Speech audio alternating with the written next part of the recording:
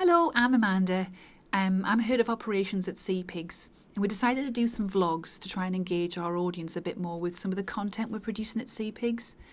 If you go online at our webpage, www.seapigs.co.uk, we've got this little section called Piggy Bank, and in there we've got some articles around topics we think are really important and relevant to our ethos and behind our business, which is to love our tiny blue dot. And one of the ones we've done is called Cotton is Killing Our Planet. I'm not sure if you saw this programme that was on by Stacey Dooley, which was called Fashion's Dirty Secrets. And it was a real eye-opener into what goes on in the fashion industry.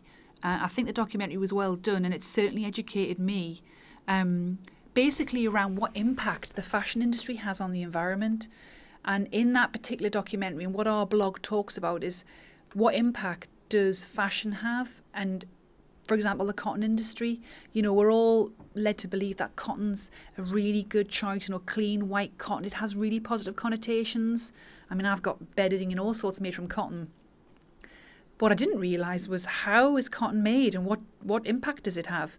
And you'll see in our blog and on the Stacey Dooley programme that actually there's been one of the biggest natural man-made disasters ever caused by the cotton industry, by the fact that it takes so much water to produce cotton.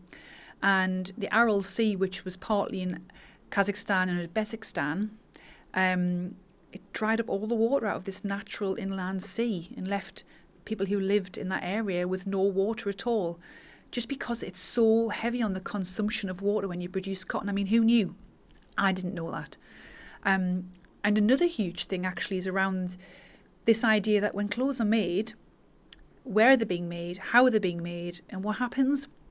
And actually, certainly in certain places like Indonesia, in the factories, they're making clothing, and then the dyes and the chemicals that are being used to make the clothing are being seeped out of these factories and into rivers and contaminating the water, which then has a huge implication on the health of people who live in that area, causing all sorts of illnesses, basically because it's not policed, it's not managed.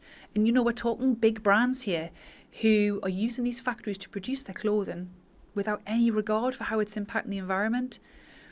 And I'm not saying this in a preachy way to everybody because I didn't know this. I buy clothes from all sorts of big brands, not really thinking about, well, actually, how are these clothes made and, what is the impact that they're having on our planet, or our tiny blue dot, as we like to call it in SeaPigs. And our SeaPigs ethos is all about brands taking responsibility for their products. So, where are you getting them made? How are they being made? What happens to them, at the end of their life cycle?